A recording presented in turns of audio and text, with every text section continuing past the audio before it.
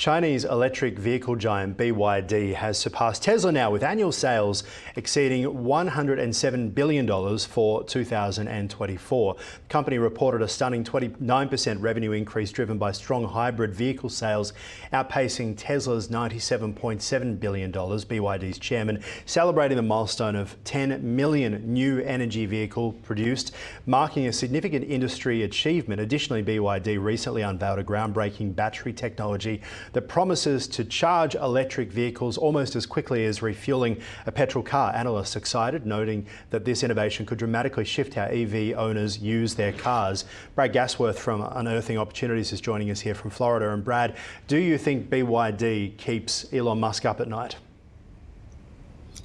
Absolutely. I think BYD has executed almost flawlessly over the last, let's say, a few years. Their EV lineup is phenomenal. The charging news that we even spoke about a few weeks ago is a major milestone. When you're able to get that kind of miles in just a short charge, it truly is an evolutionary type of announcement. And what's going on right now? I mean, they're having major milestones left and right. They're getting huge sales numbers, and they're a force to reckon with, especially in the Asia region. Now, EV sales for Tesla have certainly been hurt in that region. I mean, they're going to get hurt more with some tariffs that are likely imposed. But ultimately, I mean, BYD is going to continue to expand. Their products are quite strong, and these numbers are, certainly will keep Elon up at night. What about BYD, though, in terms of tariffs in the United States? How difficult is it for them to get a massive foothold now in the US under the Trump administration?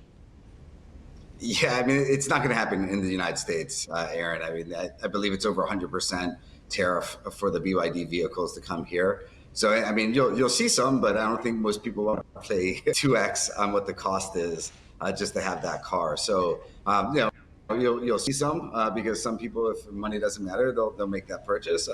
But ultimately, it's cost prohibitive. But if you look at where they're going to expand outside of the U.S., I mean, BYD still has a major foothold throughout Asia where they can expand and do quite nicely and well. And those are other regions where, I mean, at some point, Tesla is going to want to expand as well. So, I think on the competitive landscape, EVs is becoming a lot more competitive. And then if you look at where the prices are and the costs, I mean, the prices and the features are significantly more than what you're getting on some of these Teslas. So I think there's trouble for especially overseas competition for Tesla. Yeah, well, let's talk about Tesla now because it's just a terrible time. The market reaction, stock has dropped. Democrats are handing back their cars. There's fire bombings of Teslas. We saw that one, the suicide fire bombing out the front of Trump International in Las Vegas of the Cybertruck. And since then, it's continued as well.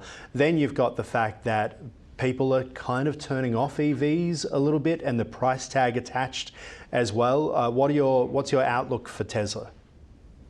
Yeah, wow. I mean, there was a lot there, Aaron. Yeah. So first on the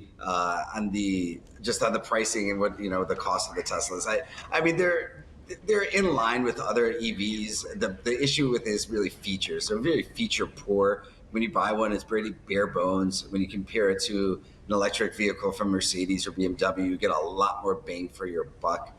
If you look at just overall competition on the Tesla side, I mean, they're really getting squeezed from all angles. If you look at the negative the negative publicity, you're right. I mean, here it's starting to sound like a little bad word if you own the vehicle.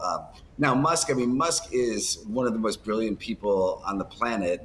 I mean, you can argue with some of his tactics, but you can't argue his brilliancy. In terms of what's going on for the company, I think it's in a very tough spot. I mean, from an EV perspective, they've been really competing on price. When consumer products compete on price, it's never good. That means your margins are going to be compressed, and it's really throughout history has been a down cycle. It has been a downward indicator. Now, the difference with Tesla is that it's really not just an automobile company; it's a technology company. And some of the products that are in the future, like the robots and some other parts of their supercomputer and what they will do with it, is what gets most of the investors excited.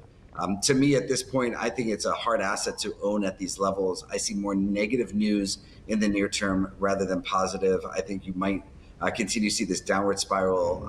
There will be certainly At some point, you'll have some people thinking it's a good value. I still believe it's way overvalued here. All right, Brad Gastworth from Unearthing Opportunities. Always appreciate your time. Thank you. Thanks, Aaron.